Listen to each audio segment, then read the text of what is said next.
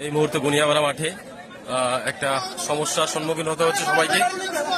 মাঠে পারভেজকে খেলানোর জন্য দিচ্ছেন না, আর মতিনগরের টিম ম্যানেজমেন্ট বলছে যদি পারভেজ না খেলতে পারে তাহলে এই খেলা হবে না। মতিনগরের টিম মাঠ থেকে উঠে চলে যাবেন, এই খেলায় অংশগ্রহণ করবেন, আজকের ফাইনাল ম্যাচ ছেড়ে দিয়ে চলে যাবেন। সেই বিষয়টা নিয়ে একটা সমস্যা হচ্ছে।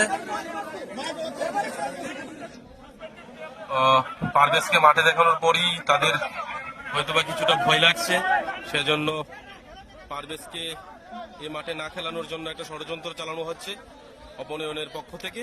দেখা যাক কমিটি কি ডিসিশন নেয়, সেই বিস্তারিত ডিসিশন আপনাদেরকে আমি জানাবো। আজকের খেলা খুবই সম্ভবত এখানেই শেষ হয়ে যেতে পারে, হয়তোবা মতিনগরের টিম যদি পারভেজ না খেলে এই খেলায় খেলবেন না। পারভেজের গাড়ি দুটো, সবার গাড়ি দুটো।